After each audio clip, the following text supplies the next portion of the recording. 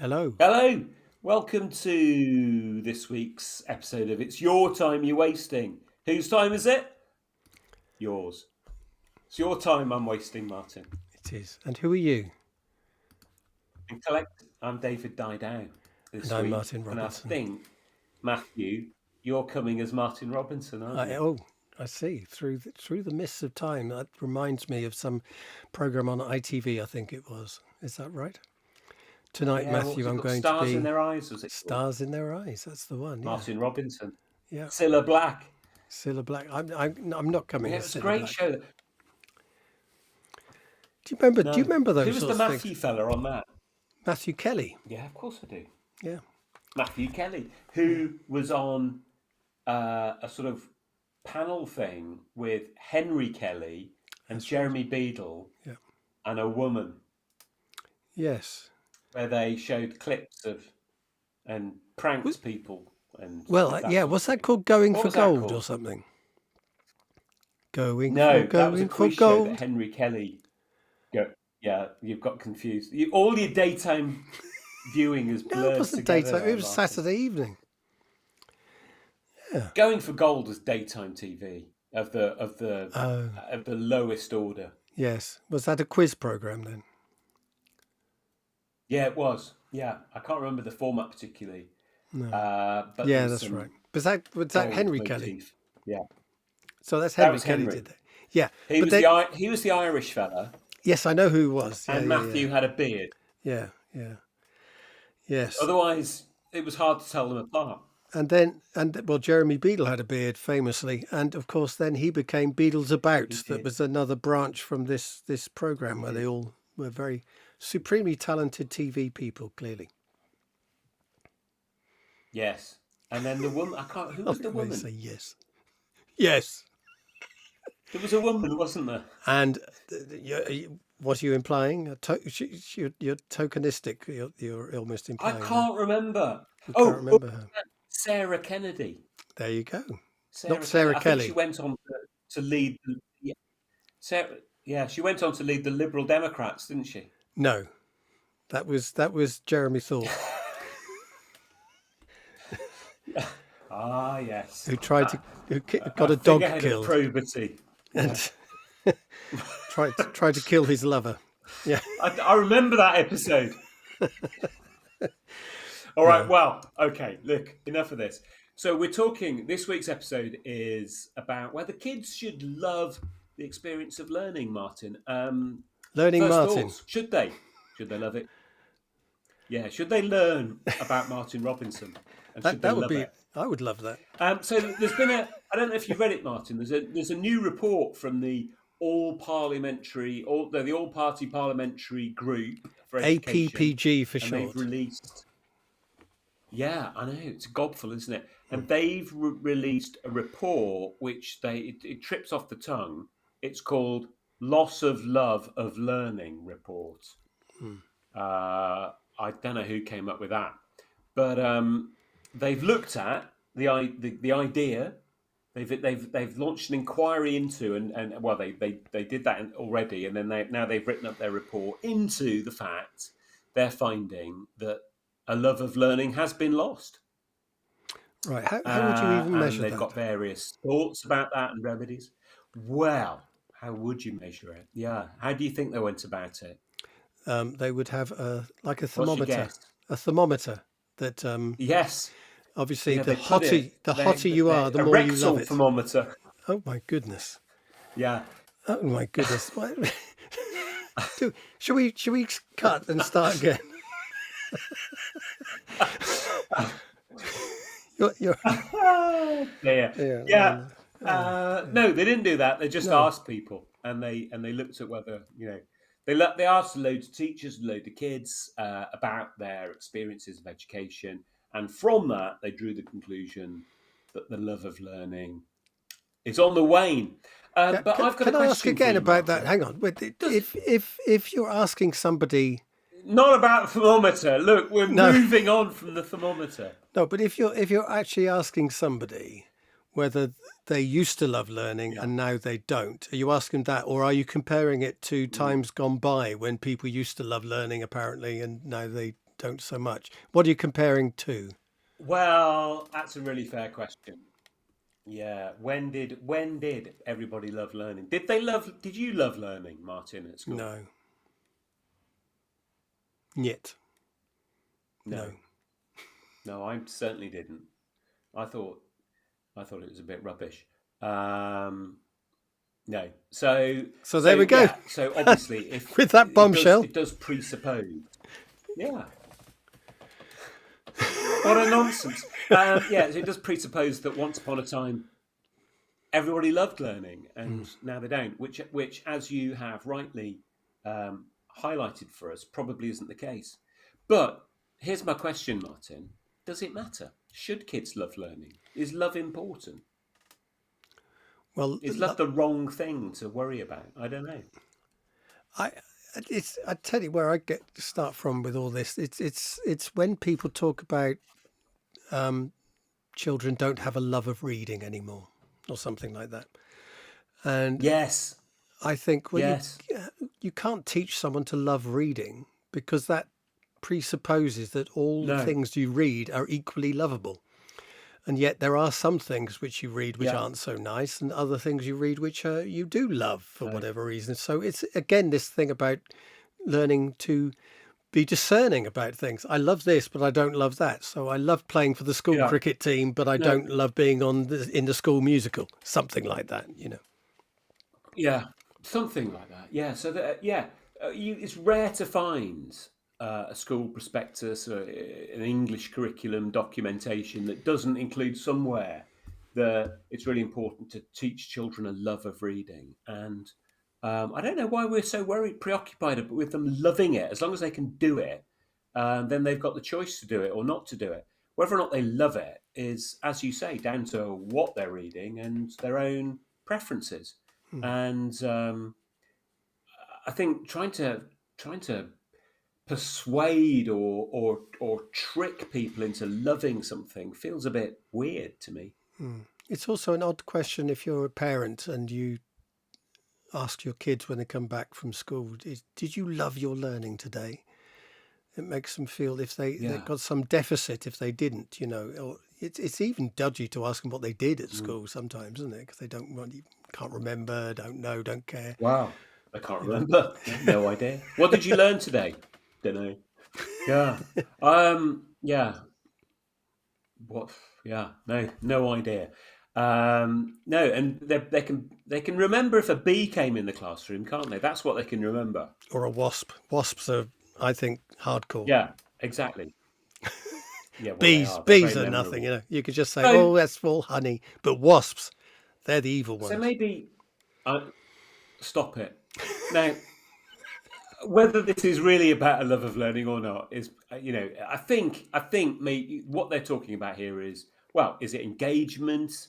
We've talked about that before. Is it motivation? Is it well-being? Is this around the idea of stupidogenesis that we were talking about a few weeks ago? Daisy Christodoulou's idea that the modern world, with all of the predisposition for cognitive offloading, is that causing us to not want to engage with the hard business of trying to acquire new knowledge and skill, and it certainly reminds me about the title of Dan Willingham's famous book, Why Don't Students Like School? And his conclusion was they don't like it because it's hard. We tend not to like things which are hard. So if children don't love learning, is that because it's hard? And should we make it easy?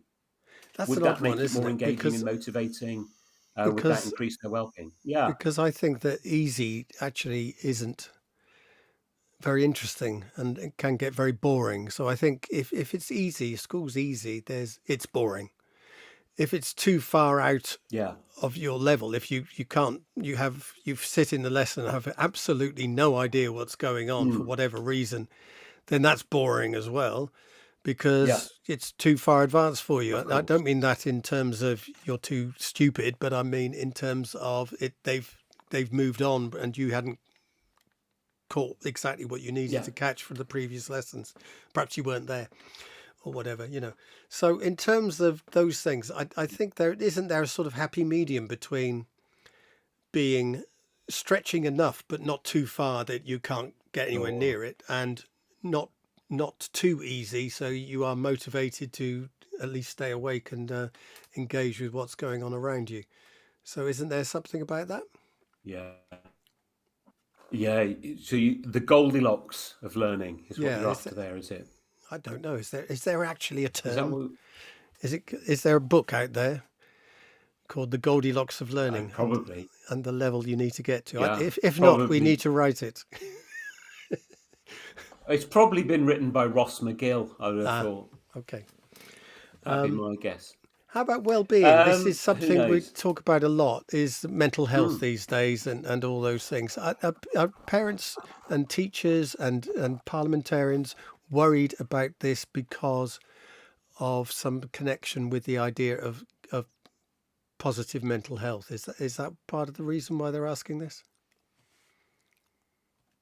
Yeah, no doubt. Yeah, absolutely. It's as we've discussed. It's pretty worrying. Yeah, Yeah, it's pretty worrying. but it might not be down to Anyway, the listen. school. Let's come back Yeah, to the report. go on. Well, no, these are societal things, aren't they? To at least to some extent. So so we've got that. We'll come back to that report in a short while and sort of maybe dig into it in a bit of depth and look at the things that they say and ask for. We've also been reading a piece of writing by Peter Hyman about the education divide. Peter Hyman, famous for setting up School 21, being a Labour Party education advisor. And he's arguing that the education, the concept of education, schooling in the UK is fueling social fractures. It's exacerbating the divide between those with privilege and those without. And it's providing a safe place where the affluent can dissent, but where the disadvantaged are subject to compliance-driven schooling.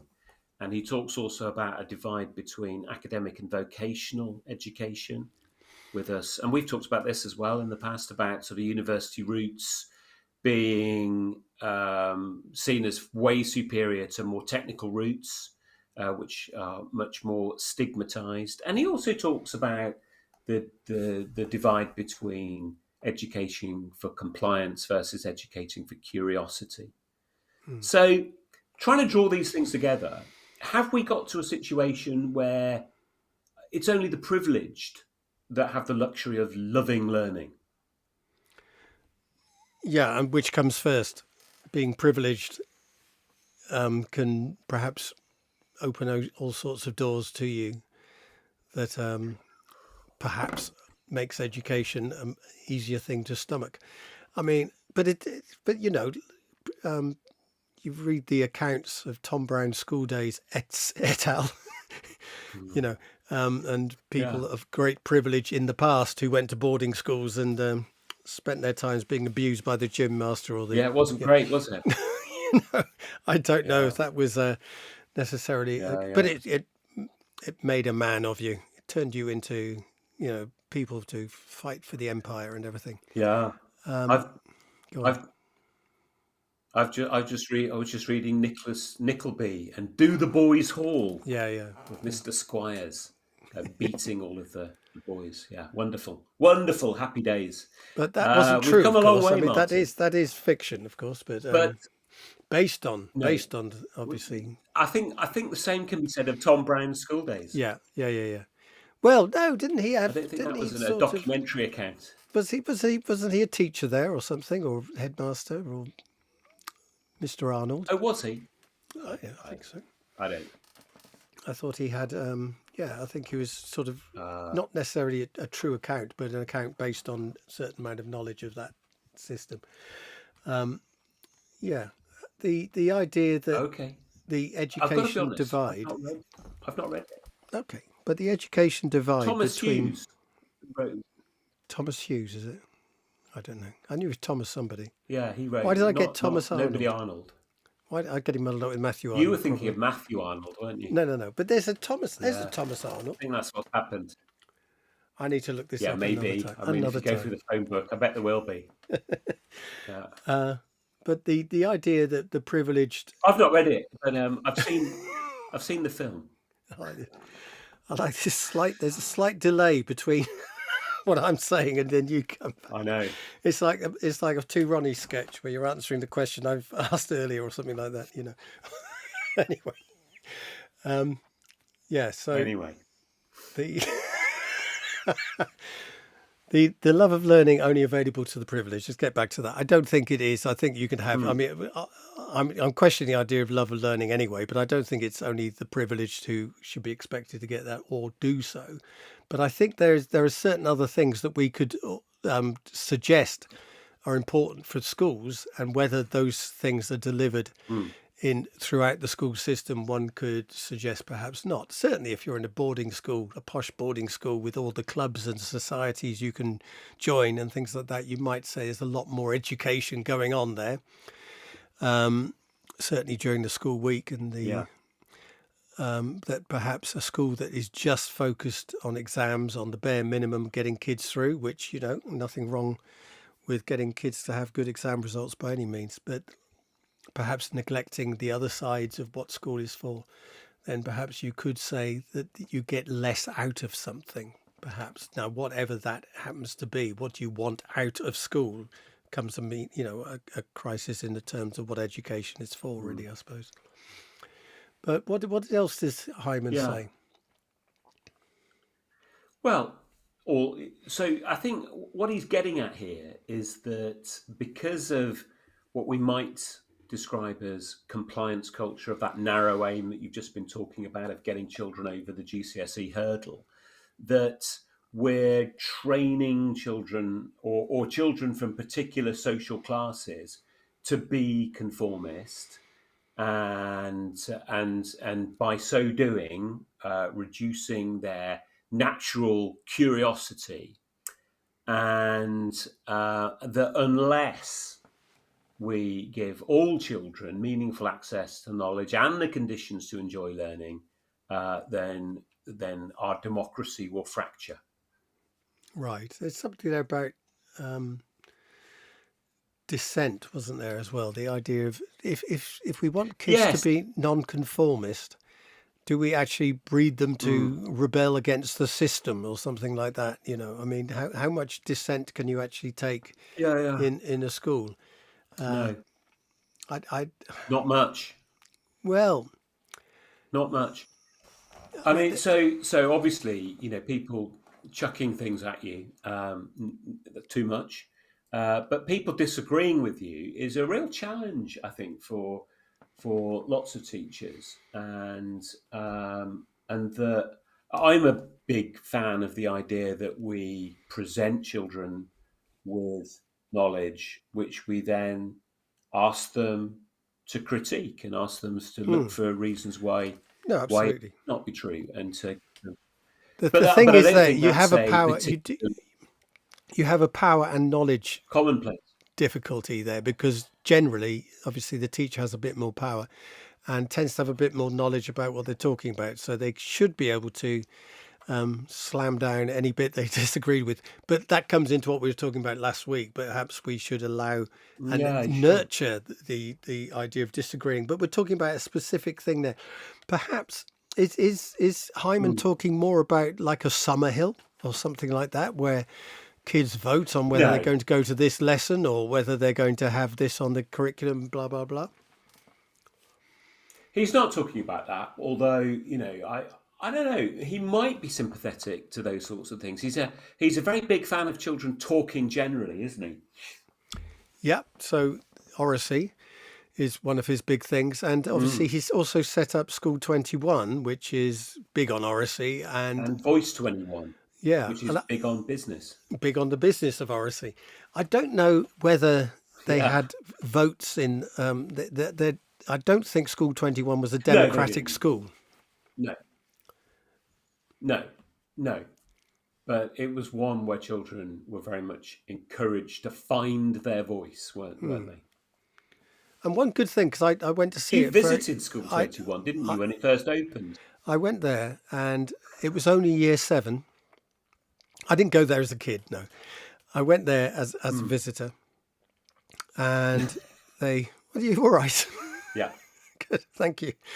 And what I saw was one interesting thing. At the end of year 7, every student had to do a talk to their Mm. classmates and then the whole school as an assembly. And the next day, they'd also Mm. have not only the whole school, but then the mayor, dignitaries, parents, and they all had to do their speech. So they'd learn to do the speech over a period of time, and they'd write it themselves, present it themselves, no PowerPoints. I think they were allowed notes, but they weren't allowed to Yeah. read it off cuff, So they had to rehearse it, the whole thing. And I thought that was quite a good thing, to tell you the truth. And that some Yeah. of these kids were English as a second language. Some of them, when they came to the Yeah. school, didn't speak English at all.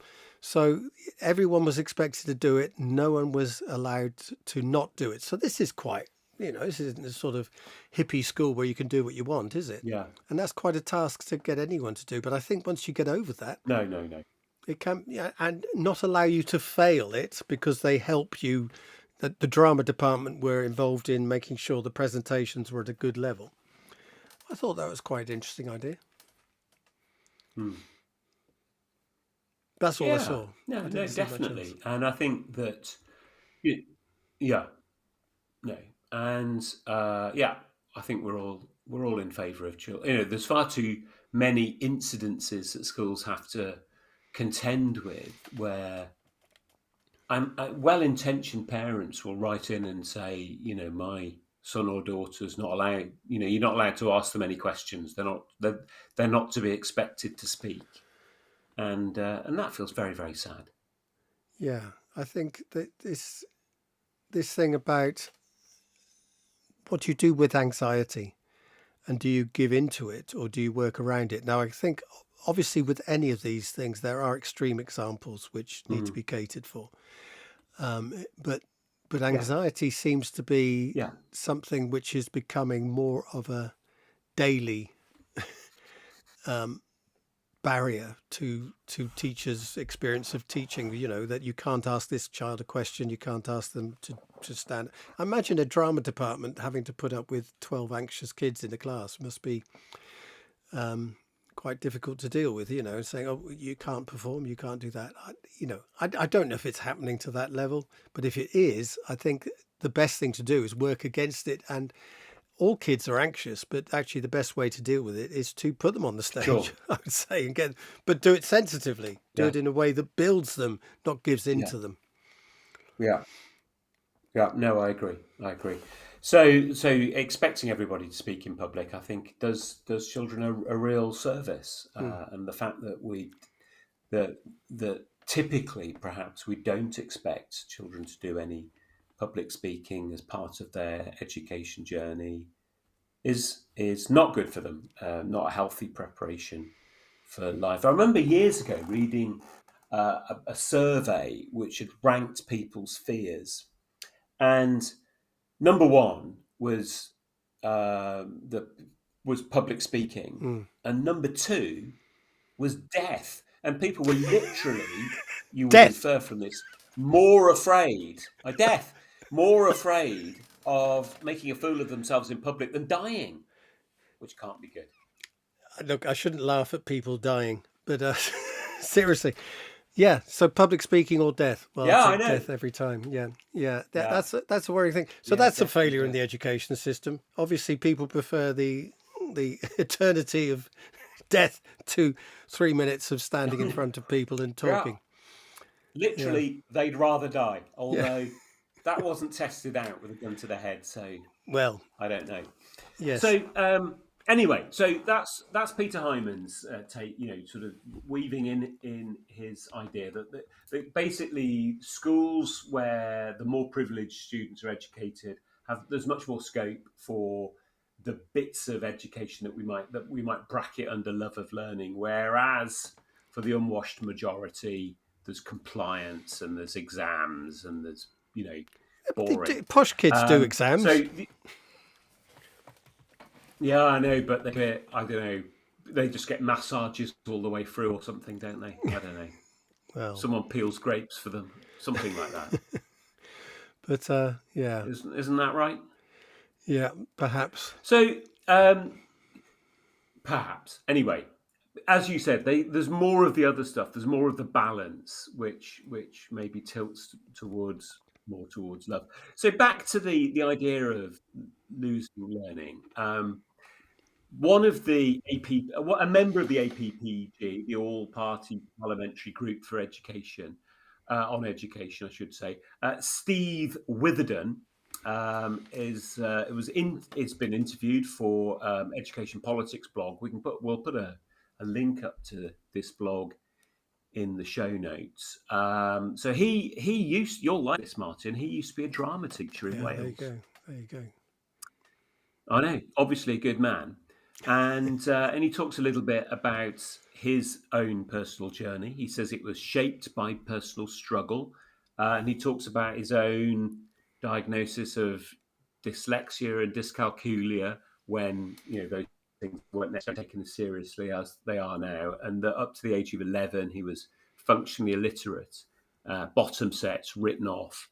And so this very much contextualizes his view and his passion to make sure that isn't the experience of other children. And but he's really focused on the idea that this model of education is taking place where we're basically shunting people through the production line into GCSE success against a backdrop where they're hungry, tired, not getting enough sleep, not getting enough food, from home, disorganized, chaotic homes, and basically increasingly having really, really difficult lives. And so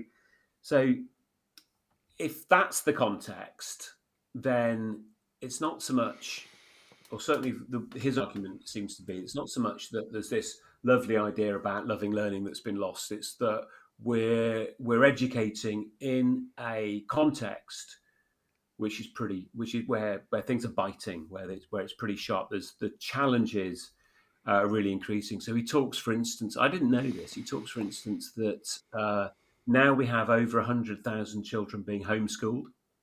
Yeah, which is a lot, and some of those will be because people are making active decisions that that's the best choice for their children. But sometimes, certainly for a lot of those children, it's because they are experiencing acute mental health concerns and anxiety, and that going to school is seen as a pretty grim place, and that they feel much safer at home with their parents instead of in the cut and thrust of school life.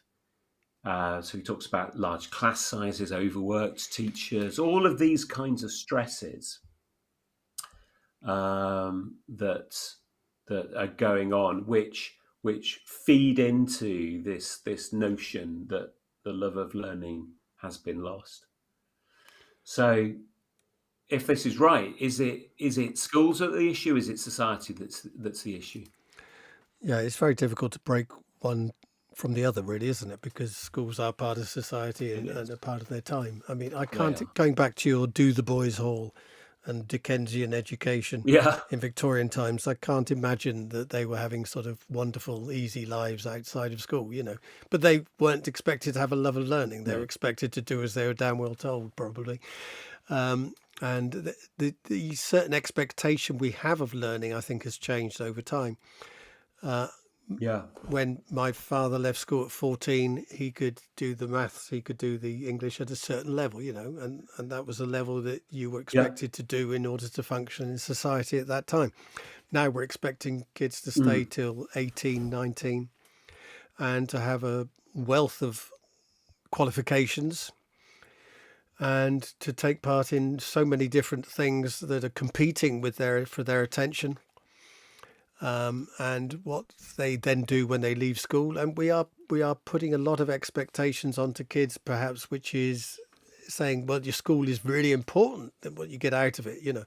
that you do need to get your qualifications, because if you don't, you won't be able to compete in the big world. So perhaps we're putting different types of pressures on kids, but it doesn't mean they're happier in the past. It's some halcyon days in the No. past where, I was educated in the 70s and schools were pretty hellish. I can tell you, it was dog eat dog out there, Yes.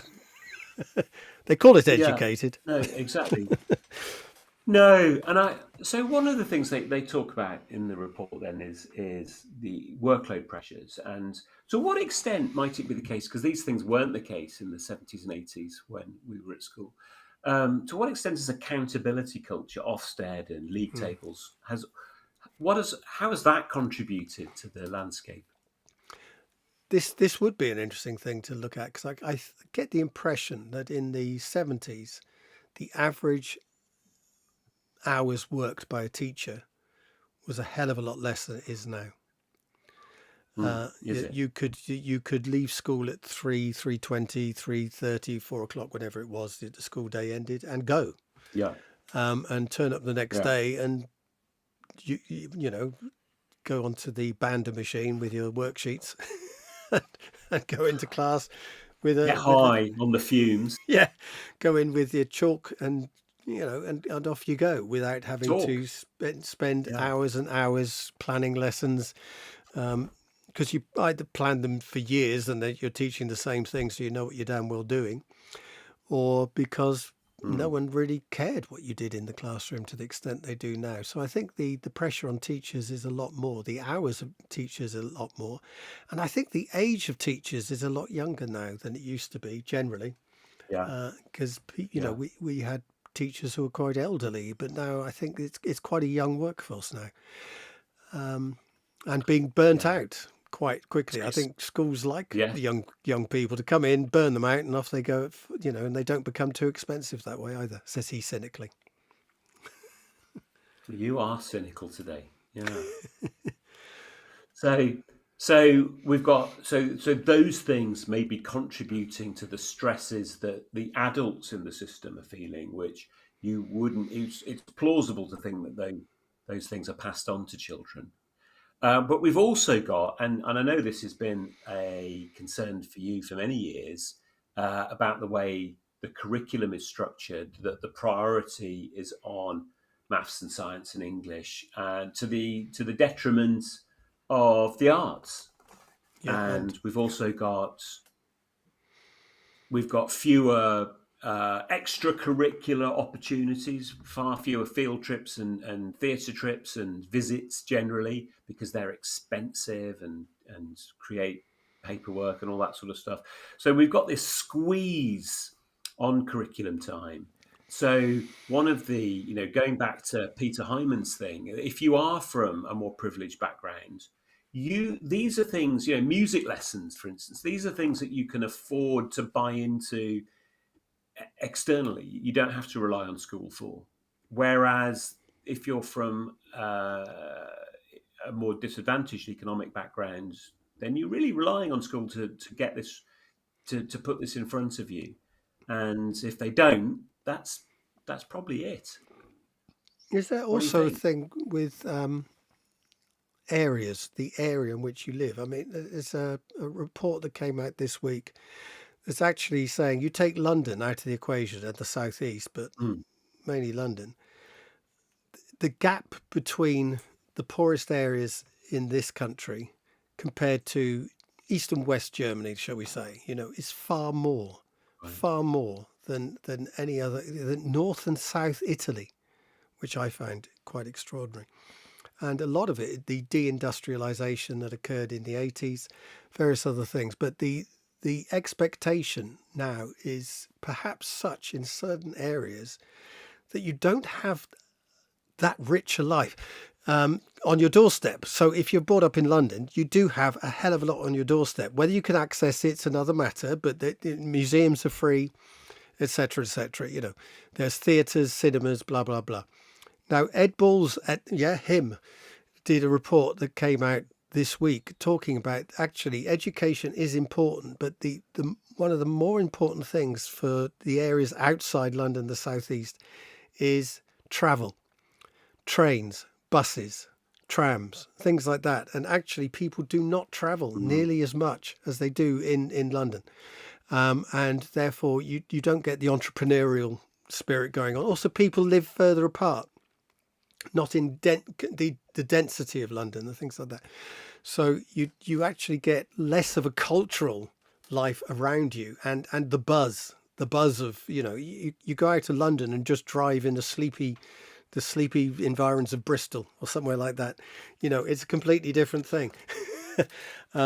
I don't know, and I expect if you're richer in those areas, you can therefore get in your car and travel a bit further to go to your theatre, to go to whatever. So perhaps, or go on holiday. So there is a cultural life for the richer people, but for the poorer people, Yeah. perhaps there isn't that No, sort quite. of buzz going on. Yeah, I think, one of the interesting sort of demographics in more rural areas is looking at things like car ownership or car access, and in some areas, the children have very little access to go to cars, and public transport, as you say, scarce, limited. The idea of going somewhere other than the environs of where you live is unrealistic for a large and maybe increasing number of children. And there's also youth centres which used to be around in the 70s and 80s until they slowly got closed down. I think there are still some around, but then there's scouts, Right. guides, and other things like that. Of course, there are organisations, but again, these things cost. So There are things, yeah. if you are poor, these I mean, things they don't become cost difficult. much. I don't know. I I can't think things remember. like I don't know. I think they're pretty cheap. Hmm. But yeah. So also comes up for criticism in the report, and obviously this is what we talked about in the show last week: is lack of diversity, children from minority backgrounds not being represented in the curriculum, and therefore disengagement coming from that lack of representation. So obviously we've talked about that a little bit already, but that's being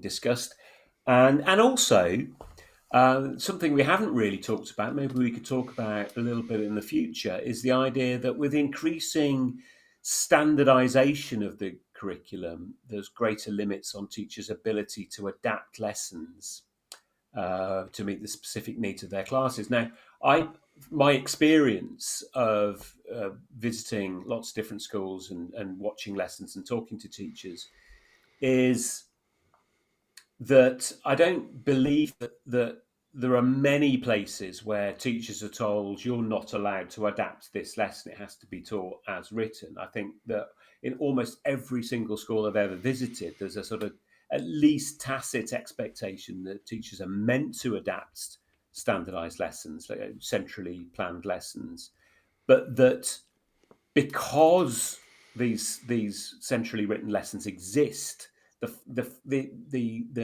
very fact of their existence provides a disincentive for doing the work for adapting the lesson to meet the There's two specific things needs of about this, classes. because I mean, this is a I think point I that's made in Curriculum yeah, Revolutions, and that is really, if you don't, right. when you have a curriculum presented to you, it's not just a series of lessons. What's underneath that? The unseen connections, that are made by the person who created it, or the persons who created it, that they understand. But you don't. It's like driving a car without Yeah. knowing what goes on under the bonnet. You need to be an engineer of the curriculum. You need to have a stake in it, in the putting it together, to Well, really be able to riff on it properly. I'm Or not sure that I'm no, not no, sure hang that on. analogy works, because Well, I can drive my car very happily. yeah. But then it breaks. I'm talking about then going off and then doing other things. Yeah, okay, all right. The engineer, Mechanics.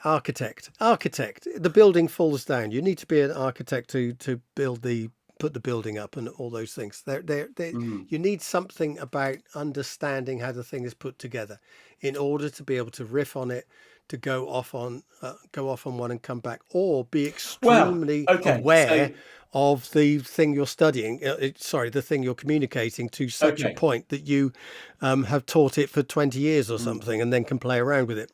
Like this is where teachers used to get their favorite textbooks or something, because they could then play around it and understood it well. But if you give them a new textbook, they'd fall apart. Oh, this thing, blah blah blah. yeah. So I hear what you're saying. I don't think though it's either realistic or desirable to expect all teachers to be architects of their own Not individually not their assembled own, curriculum. not their own. I And think this is important. It's not their own. what's It has to what's be. It has what's to more, be a group endeavor. It has to be a group endeavor. You can't do it on your own. well, I don't know that it does. I think what does have to happen is that individually or in groups, if we do have centrally prepared resources, that has to free up time to allow teachers to do the intellectual preparation, to get underneath the hood, to Yeah. look at the plans, We and to already know work that out the metaphor nuts and doesn't quite bolts. work, but yeah, to go, to go under the hood. But Well, number what's one, your metaphor? I know, I understand it doesn't work, but the architect's the better one. But the thing about that is, of course, number one, they probably don't.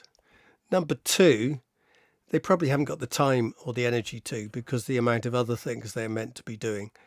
And number three, Yeah. it's done on What is PowerPoints. it Or they're how is doing? it What is done it by? they're doing? If it's done by PowerPoints, and these things are more difficult to play around with, because you've got to get through this, and then you've got to do this, and then you've got to do this. It's actually more difficult to play Anyway, around with. let's come back and talk about that another time, because there's a lot in there. And but Martin, you mentioned your book Curriculum Revolutions. Let's put a link to that up. It's a great book. Oh right, oh gosh, Every there it is yeah, behind me. gosh, everyone should read that, shouldn't they? There it is. Is it? Yeah, there. Wave it around so we can see Well, it. that's just my finger I can wave around. I Perfect. can't actually reach the book, but there we go. Okay, you can pick the book up and wave it, can you? Not unless I have to. It's a long way away. It's at least 15 foot away. Is it? Oh, bless you. I can't get up at this time of day. Okay. Well, look, if you can't be bothered, I can't there we bother are. me arse. So there's that. There's moving on from curriculum, but obviously very linked, is assessment. And we've talked in the past about the way SATs, GCSEs, A levels dominate the curriculum, and the impact that they have on engagement, that they can very much narrow the experience of what children encounter in schools. And also we've talked in the past, when we've talked about exams, that large numbers of children don't see any point because they figure they're going to fail. What's in it for them? And that seems to be a systemic cost that we're prepared to pay. With good reason as well. I mean, it's not that every kid goes to school with the expectations that every kid is going to succeed. There is expectation that there is a sizable number, a minority, but a sizable minority of people who will not succeed. So it's not like they're going in there thinking, if you come from No. a certain part of the neighborhood or something like that, and or certain families who've failed in the past, you are more likely to be in the same boat. Not necessarily, but certainly possible. And that might be something that goes through the school as well. The expectations of teachers and the whole system. They probably won't do very well from an early point in their schooling. So would you love schooling then? I wouldn't love it if I was going every day to compound my failure. No, exactly. And I think that, if we talk about motivation and finding fulfillment in study, in learning, then, that if you're competing to sort of be the best in the class, then that might be pretty engaging. And there might be a fair bit of competition to avoid being the very bottom of the class, depending on what's going on. But if you are at the bottom, what's motivating about that? And if that's something that you know and is cemented in your experience of going to school, I think it's entirely rational to ask, what's the point?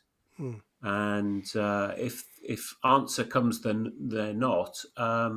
It completely makes sense why children disengage, why they make that calculated decision that if they're not going to succeed at school, they might as well do something else. They might as well succeed at, being silly, being a laugh, being, entertaining to their schoolmates. That seems an entirely rational decision to make. It's interesting that now, to counteract the word love, there's the word hate, of course, and kids can hate Yeah. school or they hate certain lessons, and that's a word that I'm more associated. I mean, the Daniel Willingham thing as well, Yeah. but hatred of, I hate being in bottom set maths, I hate maths or whatever, or I hate this teacher. I don't love Yeah. this Yeah. teacher, but I like this teacher, or Yeah. she's good, or whatever. There is a range of emotions certainly shown by pupils in reaction to their schooling. But if the kids are Yeah. hating everything, then I think that would be a concern. So not necessarily loving, but hating everything. Absolutely. So one of the interesting things that I've come across recently, which I thought was, just mention it. So we know that there are attendance is a much greater issue now than it maybe used to be in the past, and that one of the motivating factors for me going to school was to see my mates, to be part of the social life of school, and that if increasingly children are having that need met digitally, online, then what are they getting from school if they're hating the experience of lessons and they don't need or don't feel they need the social interaction, or that they find that makes them anxious and that they have a safer experience of that online? Is that a problem?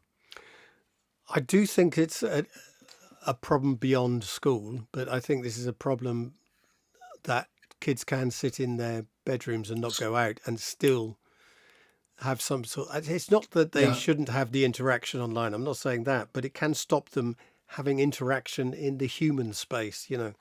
The Yeah. and I think that's problematic.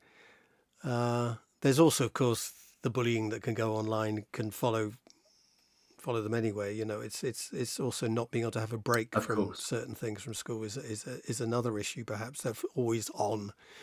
But the big thing for me, because I was in a rural school, I went to a rural school, and we had people bust in from villages from miles around, and it was great. Yeah. This is where you met each other, so and Yeah.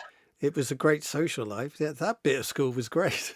Even during the lessons, you would have Yeah. great social times in lessons, whether the teacher wanted that to happen or Of not. course. So there was that. Yeah. Absolutely. Yeah. I know. So that that maybe that's something that obviously the societal backdrop that schools are operating with has changed, but can schools more mindfully think about the social space that their students experience? Can we engineer schools to be more fulfilling beyond the classroom? Maybe, maybe not. But it's, obviously school leaders have got an awful lot to think about. This is possibly one more thing that they don't have time necessarily to prioritize, but it could make a difference to children who are wondering what's in it for them. Yeah, and I think as well that there's so much around exams nowadays that actually the catch-up classes or the interventions or whatever you want to call it do take up time after school, certainly for certain year groups like Key Stage 4 and Key Stage 5, Yeah, which perhaps, could have a more enriching time not doing those catch-up classes, but being educated in class properly in the first place. and perhaps doing some extracurricular stuff that people say, well, that's wasting their time. It's taking them away from what they should be doing, which is getting good exam results. I don't know. Did you ever care about exam Yeah. results when you were a kid? I mean, did the school? I mean, you perhaps might have said, "Oh, I wish I'd tried to get this and this," but did the school really care?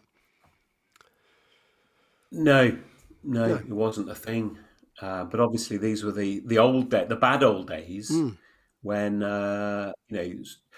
So, for instance, I remember sort of near the start of my teaching career when I first moved to the Bristol area, and I think at the time in around 2000,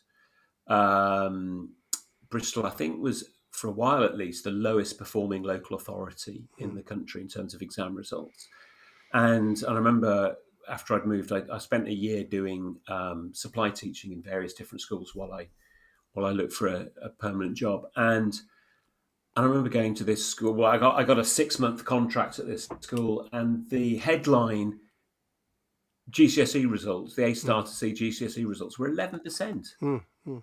And that doesn't, for all the there are problems and difficulties and shocking things that we might believe to be the case about schools, that doesn't really happen anymore. That on that metric, schools have got a lot better than they were just 20 odd years ago. And certainly when I was at school, I don't think anyone knew or cared anything about that sort of stuff. Certainly wasn't apparent to me as a student that the teachers had a view on that kind of thing. Remember, my history teacher taught us the wrong curriculum, and nothing happened to him. No.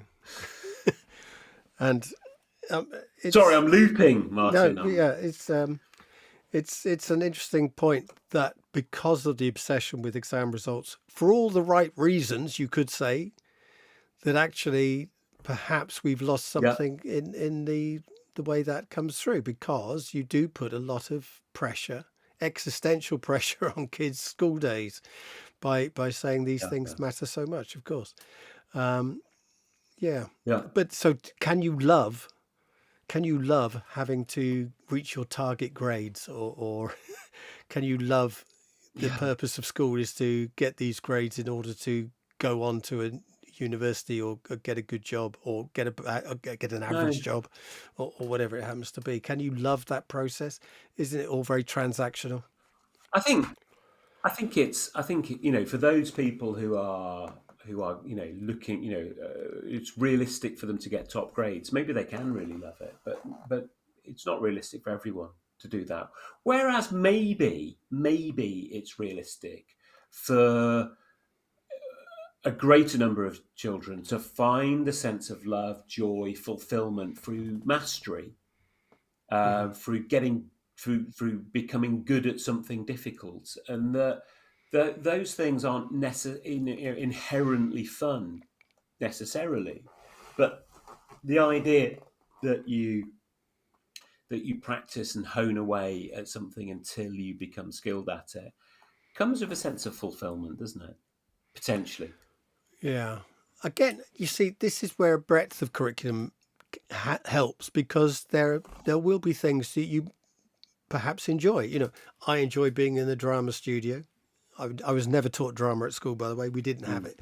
Had we had drama at my school, I think I remember one lesson of drama we had when a student teacher came in and gave us a lesson of drama within an English class. I remember that because it was just, the reaction of the person I was improvising with. They said, "God, I really believed that," and it's like, "Wow, I've done something good at last," And then there was the school play, and getting involved in the school play was, the two we did when I was at school for the entire time, was great. But if you're no good at drama, then you're perhaps good at woodwork. I go back a long way. Woodwork. Perhaps you're good at maths. Perhaps you're good at French. Perhaps you're good at metalwork. Perhaps you're good at whatever these things are. So having a good collection of breadth of subject is quite helpful. There's not just academics. Just academics, but I think now a lot of schools. Do you know, this is an interesting thing I discovered. that it's more people do technology GCSE in private schools than do them in named academy chains and free schools. And I find that Right. quite Yeah. extraordinary that we've moved to a point Yeah. where these big academy chains, and it's the big named ones, are not really investing in technology. And yet we look at the future of this country and we're saying we need to reindustrialize. I mean, what schools are nowhere near reindustrialization point, you know. I was talking to a CEO of an academy of 10 schools. Not one of them has a technology room. Not one. It's just, Goodness. and saying that if you were going to bring in, let's say the new curriculum says there should be more technology, what do? Yeah. Yeah. Well, get building, I suppose. It seems extraordinary not to have it across 10 schools a single room in which technology can be taught. Anyway, so returning to the ancient past, as we often do on this podcast. What about? I wanted to dangle a bit of Aristotle in front of you, Martin. Cheeky boy. The distinction that I know. Yes, I know you like that sort of thing. So the distinction that Aristotle drew, between what's pleasant and what's good, that not everything is good is pleasant, not everything pleasurable is good, and that goodness is something that we see as connected to human flourishing. We talked about it in the past, eudaimonia, living virtuous, excellent life, whereas pleasure, hedonism, the passing desire, fleeting desires of the here and now, are we as a society, are we too preoccupied with those things? Are children too expectant of a feeling of pleasure, and are therefore are we misaligned? Are we missing out what's good in favour of what's trying to chase what's pleasurable? I don't know. Yeah, I mean, this is what we're talking about, meeting your friends. I mean, is that the hedonistic thing, you know, the short term? But those things are important, especially when you're young. These things are so important. They're part of leading a good life, aren't they? Yeah, and you can't necessarily think of what's going on in the, I don't know, 10 years down the line. One day I'm going to be this virtuous, good person, but I'm not there yet. And you keep going for the rest of your life, looking around what's around the corner all the time and never reaching the corner to look round. I had this kid who I taught who developed a big lump on his neck, and it turned out to be cancerous and totally inoperable. Gosh. And he was given 2 years to live.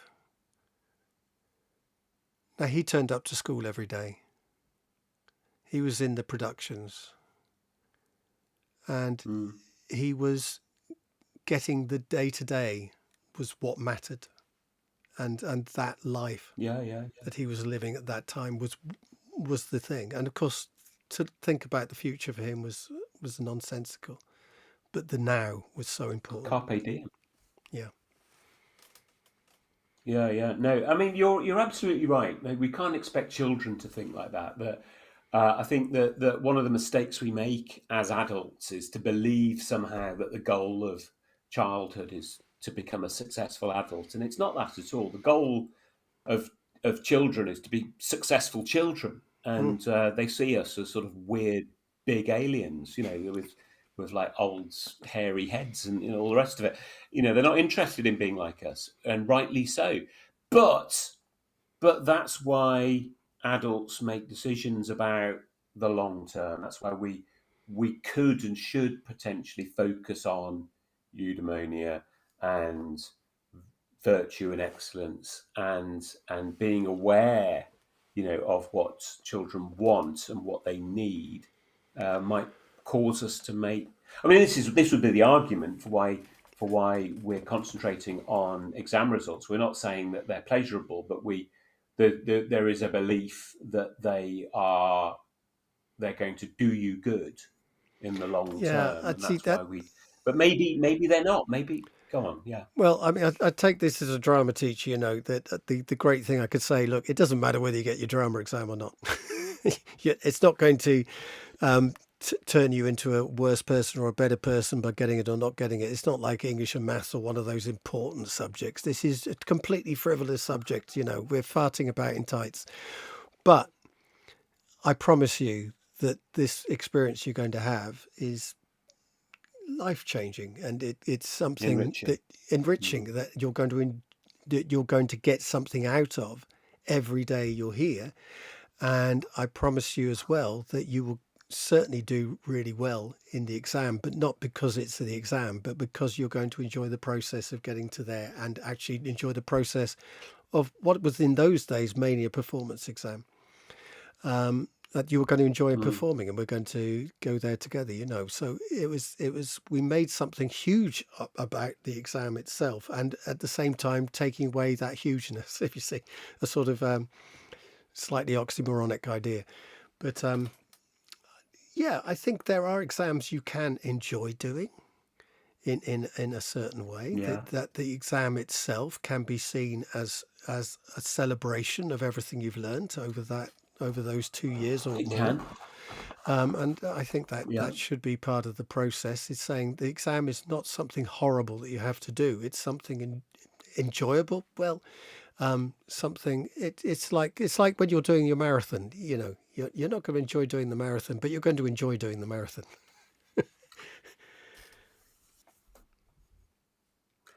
Yeah. Yeah. We'll see. Yeah. No.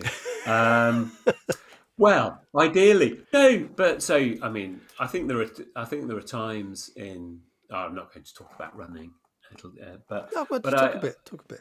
yeah, I think the goal would be to I don't want to try and do it in a way that's so flat out that I can't enjoy the moment. I would like to run it in a way where I feel good about what I've achieved, but also get some satisfaction from actually doing it as well and enjoy Yeah, that. yeah. But there's an interesting point there to make about the trade-off. Like is there a tension between wanting children to enjoy school, like school, maybe love learning, and the idea that they're going to profit from the experience in adulthood.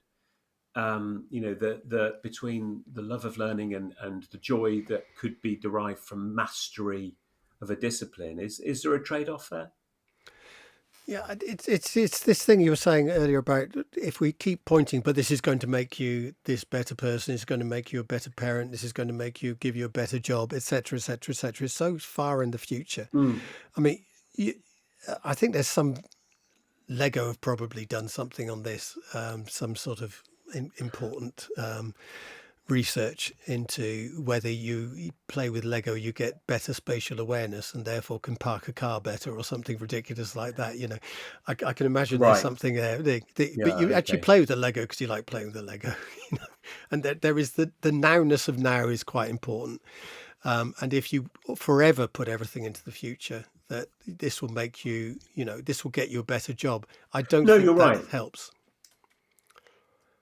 I know, and I don't think that transactional sort of promising of what education offers from teachers to students But is you might be a is kid who necessarily a wants good to thing be a at all. doctor. But You might be a kid who wants to be a yeah, yeah, doctor, yeah, and yeah. you have Or a that plumber. within yourself, intrinsic part of you, that says I want to do these things. So Yeah. there's that intrinsic. Can we use the word motivation? Yeah, we can. You've done it. You've used it. There you go. It used to be a big thing when I started teaching that motivation was the big thing. I think even Ian Gilbert wrote a book on it. In fact, motivation Oh, was quite the thing, and getting kids motivated for their classes was the big thing at that time. That sort of fell by the wayside. I think replaced perhaps well, by mindset. I mean, I don't know if it's true. I mean, I think that the idea of yeah the Ryan and DC idea of motivation through relatedness and mastery and what's the other one? that's still quite prevalent in social psychology. Anyway, motivation, it's reputable. We can talk about that.